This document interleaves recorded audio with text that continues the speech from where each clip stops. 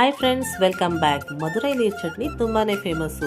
ಈ ಚಟ್ನಿ ತಿನ್ನಕ್ಕೆ ಮಧುರೈಗೆ ಹೋಗ್ಬೇಕಂತ ಖಂಡಿತವಾಗ್ಲೂ ಇಲ್ಲ. ಹಾಗೆ ಈ ಚಟ್ನಿ ತಿಂತಾ ಇದ್ರೆ ಎಷ್ಟು ಇಡ್ಲಿ ತಿಂತೀರಾ ಅಂತಾನೂ ಗೊತ್ತಾಗಲ್ಲ. ಮನೇಲೆ ಮಧುರೈ ನೀರ್ ಚಟ್ನಿನ ಹೇಗ್ ಮಾಡ್ಕೊಳ್ಳೋದು ಅಂತ ನೋಡೋಣ. ಮೊದಲಿಗೆ ಬಾಣಲೆಗೆ ಒಂದು ಸ್ವಲ್ಪ ಎಣ್ಣೆ ಸೇರಿಸಿ ಅದಕ್ಕೆ ಒಂದು ಕಟ್ ಮಾಡಿರೋಂಥ ಈರುಳ್ಳಿ, ಹಾಗೇನೆ ಒಂದು 8 ರಿಂದ 10 ಹಸಿಮೆಣಸಿನಕಾಯಿ, ಹಾಗೆ ಒಂದು ಸ್ವಲ್ಪ ಬೆಳ್ಳುಳ್ಳಿ ಹಾಕಿ ಫ್ರೈ ಮಾಡಿಕೊಂಡು ಅದನ್ನ ಮಿಕ್ಸಿ ಜಾರ್ಗೆ ಹಾಕಿ ಅದಕ್ಕೆ ಸ್ವಲ್ಪ ಕರಿಬೇವಿನ ಸೊಪ್ಪು, ಹಾಗೆ ಒಂದು 2 ರಿಂದ 3 ಪೀಸ್ ಅಷ್ಟು ತೆಂಗಿನಕಾಯಿ, ರುಚಿಗೆ ತಕ್ಕಷ್ಟು ಉಪ್ಪು, ಹಾಗೇನೆ ಒಂದು ಅರ್ಧ ಬಟ್ಲಷ್ಟು ಹುರಿದಿಟ್ಕೊಂಡಿರುವಂಥ ಶೇಂಗಾ, ಹಾಗೇನೆ ಒಂದು ಅರ್ಧ ಬಟ್ಲಷ್ಟು ಪುಟಾಣಿಯನ್ನು ಸೇರಿಸ್ಕೊಂಡು ಒಂದು ಸ್ವಲ್ಪ ಹುಣಸೆಹಣ್ಣು ಹಾಕ್ಬಿಟ್ಟು ಇದನ್ನ ನುಣ್ಣಗೆ ಗ್ರೈಂಡ್ ಮಾಡ್ಕೋಬೇಕು. ನೀರು ಚಟ್ನಿ ಆಗಿರೋದ್ರಿಂದ ಇದಕ್ಕೆ ಸಾಕಷ್ಟು ನೀರು ಸೇರಿಸ್ಬಿಟ್ಟು ಇದನ್ನ ತಿಳುವಾಗಿ ಮಾಡ್ಕೊಳ್ಳೋಣ.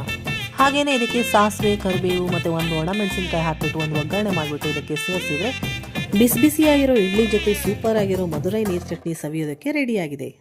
ಖಂಡಿತವಾಗ್ಲೂ ನೀವು ನಿಮ್ಮ ಮನೆಗಳಲ್ಲಿ ಟ್ರೈ ಮಾಡಿ, ಹಾಗೇನೆ ಹೇಗೆ ಬಂತು ಅಂತ ನನಗೆ ಕಮೆಂಟ್ ಮೂಲಕ ತಿಳಿಸಿ. ಧನ್ಯವಾದಗಳು.